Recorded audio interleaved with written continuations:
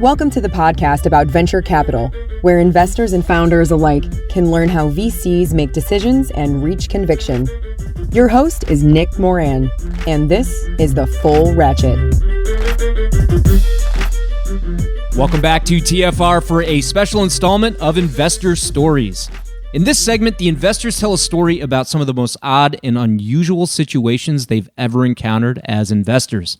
This is the segment called The Strange and Unusual.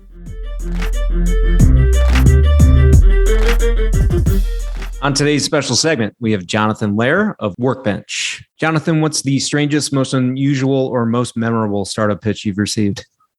Oh gosh, the strangest was, this is like early days of Workbench.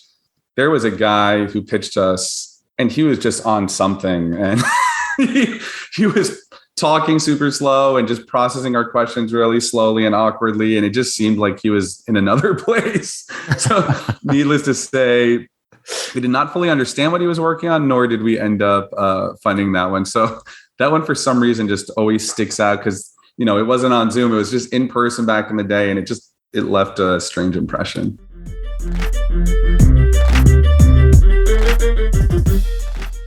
On today's special segment, we have Sunil Nagaraj of Ubiquity Ventures. Sunil, what's the strangest, most unusual, or most memorable startup pitch you've received?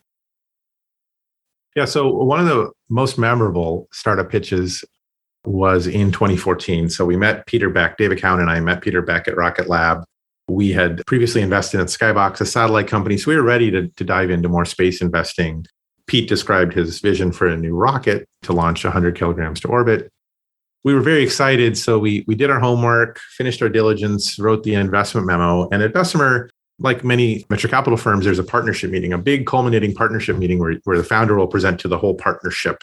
For Bessemer, this was about 50 people, some of them remotely, some of them in person. So the pitch, Peter Beck, I had rehearsed it with him. We had talked about what to say when, kind of choreographing this to make sure he would succeed in the full partnership meeting. If he succeeded, he'd get a term sheet and we would invest.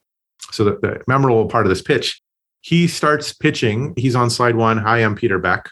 And then slide 2, he talks about the market. And he said, yeah, it's a big market. And then he reaches into his bag. And I'm thinking, Pete, what are you doing? You got to keep the momentum going. Stop messing around with your bag. I'm sure it's fine.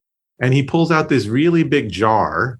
And I had no idea what was going on. And keep in mind, we're in a very fancy wood paneled kind of partnership meeting room, flips the jar around and dumps like 500 bouncy balls on the table in the middle of a very professional partnership meeting, $4 billion under management. And there's bouncy balls bouncing all around. And he says, every bouncy ball on here is a satellite that's going to be launched this year. Right. So he was in a shocking, I would say I was shocked when it happened. I took a photo.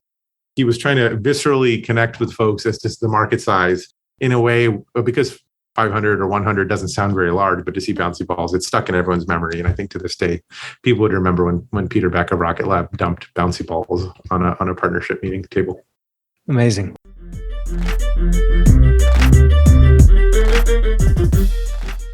On today's special segment, we have Steve Sarracino of Activent Capital. Steve, what's the strangest, most unusual, or most memorable startup pitch you've received? Someone, before they started telling us about their company, told us about this business they had where they were selling snakes. And so this guy had this whole, apparently there's like very expensive snakes. I learned way more about snakes than I ever wanted to learn. So he was going in, he was like breeding snakes, trading snakes, selling snakes. This is amazing. I don't even know what you're building, but you're one heck of an entrepreneur. So you got my attention. And I don't want to say what the business is, but I love the sort of side stories. Like, what is that?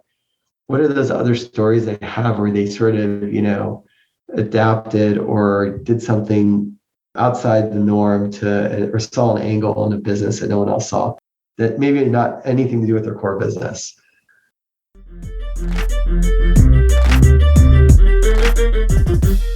That will conclude this installment of Investor Stories. If you're enjoying the program and would like to see it continue, take a moment and leave a 5-star review in iTunes. Also, if you'd like updates on new content from TFR, as well as the top 10 VC articles every week, go to fullratchet.net and sign up for the newsletter. Okay, that will wrap things up for today. Until next time, over-prepare, choose carefully, and invest confidently. Thanks for joining me.